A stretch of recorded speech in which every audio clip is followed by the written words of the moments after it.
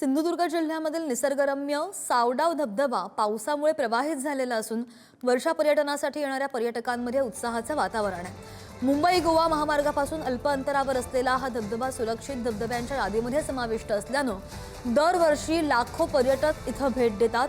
यंदा थोडा उशिराने धबधबा प्रवाहित झाला असला तरी सुद्धा त्याचं नयनरम्य दृश्य पर्यटकांना आकर्षित करतंय आणि तीच ही दृश्य सिंधुदुर्गमधून या धबधब्याची पुढारी न्यूजवर तुम्ही पाहताय। ड्रोननं टिपलेली ही दृश्य आहेत। सावडाव धबधबा प्रवाहित झालेला आहे आणि याच धबधब्याची हे दृश्य स्क्रीनवर। पर्यटकांमध्ये यामुळे आनंदाचं वातावरण।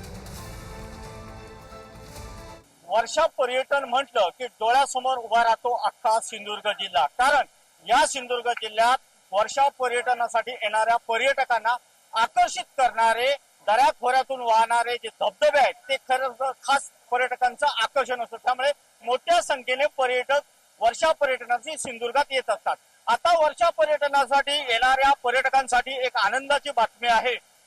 त्यांच्यासाठी एक नवीन दालन जे आहे ते वर्षा पर्यटनाचं सुरू झालेलं आपण पाहू शकता। आपण आता आहोत कणकवली तालुक्यातील सावडाव या प्रसिद्ध असलेल्या धबधब्यावर। गेल्या 2 दिवसात जो मोठा मुसळधार पाऊस लागला त्या मुसळधार पावसाने हा धबधबा जो आहे तो प्रवाहित झालेला आहे। या धबधबा प्रवाहित झाल्याचं समजतात अनेक जे पर्यटक आहेत ते इथे आवर्जून इथे येऊन मौज मजा करताना दिसतात। ते म्हणतात तुम्ही कुठून आलात आणि या धबधब्यापर्यंत कसे आलात? आम्ही बेळगाव पासून आलोय। असाच आमचा मित्र होता, मागच्या वेळी पण आलतो आम्ही, तर एवढं पाणी नव्हतं। त्यावेळी तसंच त्यांनी बघून जायचं म्हणून आलतो आणि पाणी खूप छान आहे, फुल एन्जॉय पण येते, सेफ पण आहे, मस्त मजा करू शकतो। सगळं बघा शकतो कसं मजा करतात। किती जणांचा ग्रुप आहे तुमचा? आमचा 8 जण आलं बघा, 8 जण आहे। तर या दृश्यांमध्ये होऊ शकतं की पर्यटक जे आहेत ते कशा पद्धतीने जे आहेत ते हा सगळ्या धबधब्याचा आस्वाद घेतात। सिंधुदुर्ग जिल्ह्यात असे अनेक धबधबे आहेत, फक्त पर्यटकांसाठी एक खास आवर्जून विनंती अशी करायची आहे की खरंच या धबधब्याचा मनमुरादपणे आनंद घ्या, मात्र अति उत्साहीपणा टाळा।